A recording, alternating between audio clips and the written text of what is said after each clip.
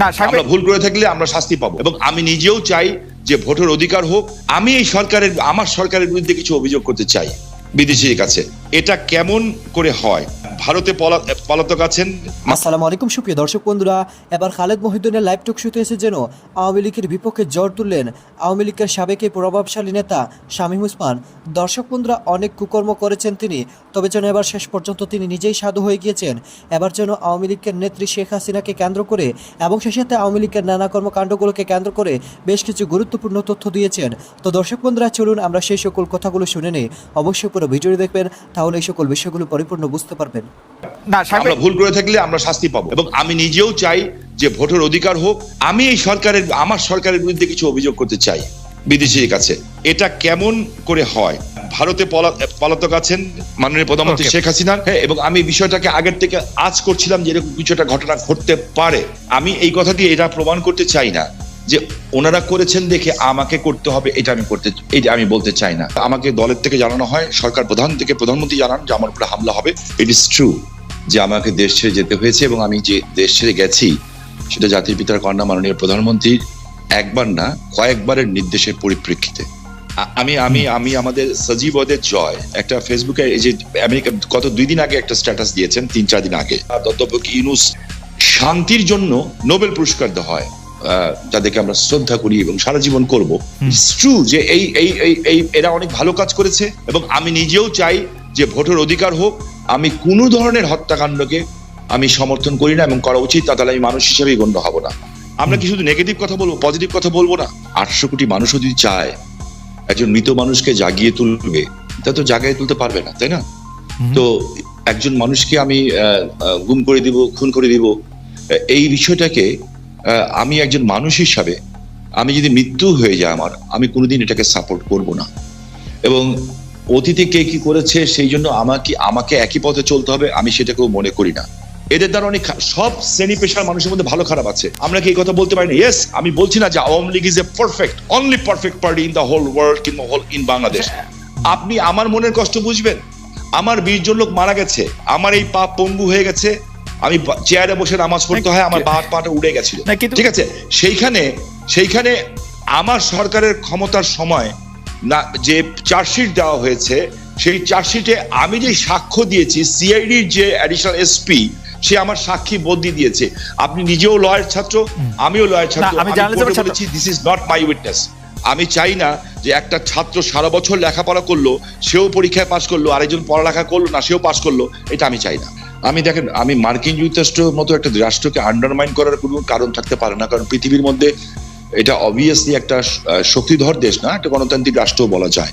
যে আমার কাছে না কিছু মাঝে মাঝে অবাক লাগে যে মানুষের চরিত্রটা দেখতে, পৃথিবীর সব দেশের চরিত্র দেখতে ভালো লাগে। আমার কাছে মাঝে মাঝে আশ্চর্য হই যে আমরা কত রঙের মানুষ, আমরা আর কত নেগেটিভ কথা বলবো। মানে আমাদের কি খালি সরকারের কথাই বিশ্বাস করতে হবে? আমরা বিএনপির কথা বিশ্বাস করতে পারবো না, কোনো মানবাধিকার সংস্থার কথা বিশ্বাস করবো না, বিদেশের কথা বিশ্বাস করবো না, আমাদের খালি সরকারের কথাই বিশ্বাস করতে হবে? আমরা যেটা চোখে দেখবো এবং যেটা বুঝবো সত্য, আমরা সেটাকেই বিশ্বাস করবো, এবং সেটাকে বিশ্বাস করা উচিত। এখনকার গুম খুন নিয়ে আপনি আসলে কি বলবেন? যে সরকারের জায়গা থেকে এটি বারবার অস্বীকার করা হচ্ছে, কিন্তু এটি একটি বাস্তবতা। এই বাস্তবতাকে শামীম ওসমান কিভাবে দেখে, আমাদের যদি খুব সংক্ষেপে একটু বলতেন। আমি আপনাকে একটা জিনিস স্পেসিফিক্যালি বলতে চাই খুব পরিষ্কার ভাবে। আমি একজন হিউম্যান বিং হিসাবে আমি কোনো ধরনের হত্যাকাণ্ডকে আমি সমর্থন করি না, এবং করা উচিত, তাহলে আমি মানুষ হিসেবেই গণ্য হব না। আমরা কোনো খারাপ জিনিসকে আমরা আশা করি না। আমার যে বক্তব্যটা হচ্ছে, আমি কোনো কিছু গোপন করে কথা বলতে শিখি নেই, কারণ আমি সাদাকে সাদা বলার, কালোকে কালো বলার। বাট আমার তার আগে আপনার মাধ্যমে, খালেদ ভাই, আমি কালকে বাঁচব না জানি না, আপনি একটা ভালো জায়গায় আছেন, জার্মানি একটা ডয়েচ টেলিভিশনের সাথে আছেন। আমি আপনার কাছে অ্যাপিল করছি, রিকোয়েস্ট করছি, আমি যদি অ্যাম্বাসাডারদের সাথে কথা বলতে পারি, কিংবা বিদেশে যেয়ে যদি বড় বড় মন্ত্রী মিনিস্টারের সাথে কথা বলতে পারি, আমি কিছু অভিযোগ দিব। নারায়ণগঞ্জে 7 মার্ডার হলো, আমি কিন্তু উইদিন 45 মিনিটসের মধ্যে, 45 মিনিটের মধ্যে দেশের সর্বোচ্চ জায়গায় আমি এই খবরটা পৌঁছেই দেই, কারণ আমার কাছে খবর এসেছিল যে এই ঘটনা র্যাব দ্বারা সংগঠিত হয়েছে, র্যাবের কিছু মানুষ দ্বারা সংগঠিত হয়েছে, এই মেজর আরিফ সহ এরকম যারা আছে। বিকজ তারা ডিস্ট্র্যাক্ট হয়ে যেহেতু আমি এলাকার মানুষ, আমাকে সবকিছু খবর রাখতে হয়, এবং আমি স্বরাষ্ট্রমন্ত্রী মহোদয়কেও জানিয়েছিলাম বিষয়টা যে something is going on, but এত বড় দুর্ঘটনা হবে এটা আমি বুঝতে পারিনি। কিন্তু দেখেন, যখন এই ঘটনা ঘটলো আমি কিন্তু আমার ভয়েস রেজ করেছি এবং এই জন্য আমার জীবনের শঙ্কা ছিল। জনাব শামীম ওসমান, আপনার নিশ্চয়ই মনে আছে একরামুল বলে চট্টগ্রামের একজন কাউন্সিলর, তার মেয়ে যখন বলছিল বাবা তুমি কান্না করছো যে, এবং তারপরে যখন তাকে গুলি করে হত্যা শব্দ আমরা শুনলাম, সেই সময়ের মধ্যে কিন্তু আমরা অনেকেই বলছিলাম যে এইখানেই এটি শেষ হওয়া উচিত, কিন্তু এটি আসলে শেষ হয় নাই। জনাব শামীম ওসমান। জি, আমি আপনার সাথে 100% একমত। একজন মানুষকে আমি গুম করে দিব, খুন করে দিব, এই বিষয়টাকে আমি একজন মানুষ হিসাবে আমি যদি মৃত্যু হয়ে যায় আমার, আমি কোনোদিন এটাকে সাপোর্ট করব না। এটার চেয়েও বড় সত্য হচ্ছে এত বড় বড় উচ্চ পদস্থধারীরা এখনো কিন্তু জেলখানায় আছেন। যেমন বিএনপির নেতা সালাউদ্দিন সাহেব, ওনাকে গুম করা হয়েছে, খুন করা হয়েছে বলা হলো, ঠিক আছে। তো বিএনপি নেতা সালাউদ্দিন সাহেবকে তো পাওয়া গেল ভারতে। আমার চোখের সামনে যখন নারায়ণগঞ্জে একটা পরিবার আগুন দিয়ে বাসে পুড়িয়ে মেরে ফেলা হলো, আমার চোখের সামনে নারায়ণগঞ্জের যাত্রাবাড়িতে বাসে শুয়েছিল ড্রাইভার আর কন্ট্রাক্টর, তাকে আগুন দিয়ে পুড়িয়ে মারে হলো। ওস্তাদকে মাথা দিয়ে যে কন্ট্রাক্টর পুড়িয়ে মেরে 85 জন মানুষকে পুড়িয়ে ছাই করে দেওয়া হলো। এটার নাম রাজনীতি। আর তাদের বিচার হলো না কেন?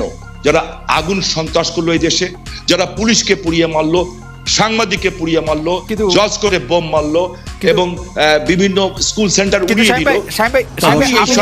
পুরো ভিডিও দেখে এবং সে সাথে এই লাইভ টক শুটে দেখে অবশ্যই বুঝতে পেরেছেন এবার শেষ পর্যন্ত নিজে ভালো স্বার্থে এবার যেন তাদের বিপক্ষে একের পর এক অভিযোগ করে যাচ্ছেন, এবার যেন তিনি ফেরেশতা হয়ে পড়েছেন।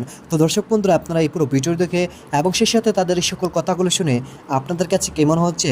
তাহলে কি সত্যিকারের শামীম ওসমান একজন ভালো মানুষ, নাকি এবার ভালো স্বাস্থ্যে এমন কথাবার্তা বলে যাচ্ছেন?